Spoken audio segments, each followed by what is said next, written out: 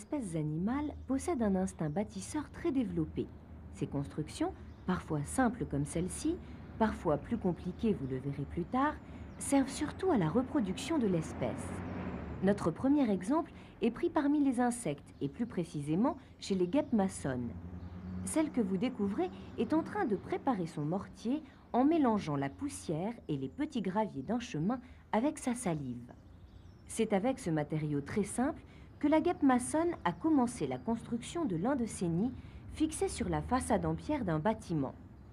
La boulette de mortier, fabriquée quelques instants auparavant, est savamment étirée, travaillée, étendue avec les pattes avant et la bouche, selon un plan très précis, toujours le même, pour lequel l'insecte semble être quasiment programmé.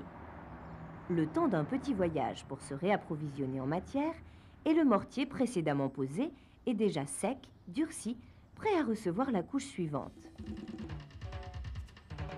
1 heure après le début de la construction et après une vingtaine de voyages, le bâtiment prend forme.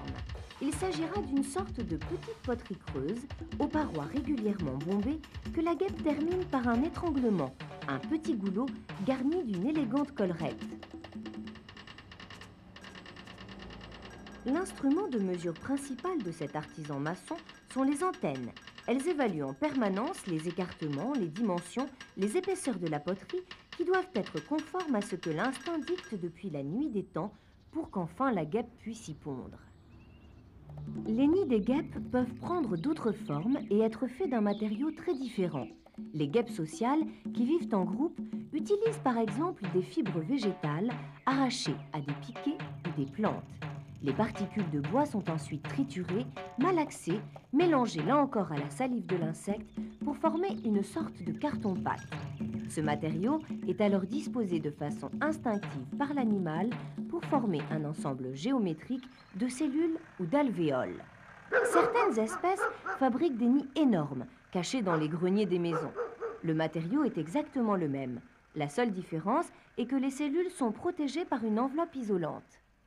À l'intérieur de ces nids en boule sont disposés plusieurs rayons comportant des milliers et des milliers de cellules mathématiquement disposées qui sont les abris dans lesquels sont nés les milliers de guêpes constituant la colonie.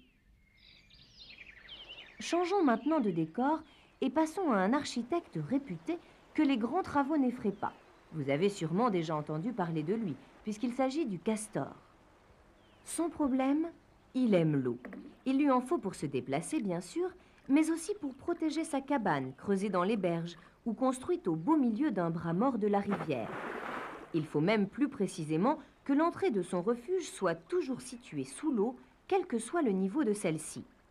Pour cela, une seule solution, construire un barrage sur le ruisseau, grâce auquel le castor règle lui-même le niveau de l'eau en amont, là où se trouve sa cabane. Le barrage est fait d'un enchevêtrement serré de troncs et de branchages, savamment entrelacés et colmatés à leur base par des pierres et de la vase. Quant à l'abattage des arbres nécessaires à leurs travaux, les castors n'ont aucun problème. Leurs énormes incisives coupantes leur permettent de venir à bout des troncs les plus gros. Il serait dommage de terminer ce petit coup d'œil sur les constructions animales sans vous parler d'une exception que l'on trouve chez les poissons. Il s'agit des épinoches. C'est le seul poisson de nos eaux douces qui construit un véritable nid. Cette charge revient au mâle. Il commence ses travaux en creusant une petite cuvette dans les graviers du fond. Sa bouche est son seul instrument de travail, et c'est avec elle qu'il évacue tous les matériaux indésirables. Ce petit manège se répète un bon nombre de fois jusqu'à ce que le creux ainsi formé soit assez profond. La deuxième étape peut alors commencer. L'épinoche remplit sa cuvette de toutes sortes de débris végétaux qu'il trouve aux alentours.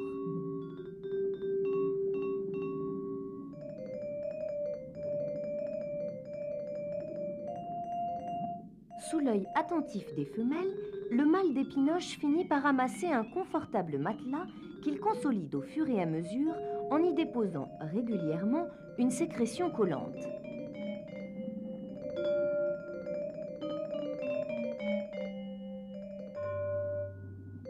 Une fois l'ouvrage terminé, il ne restera plus à notre épinoche qu'à séduire une femelle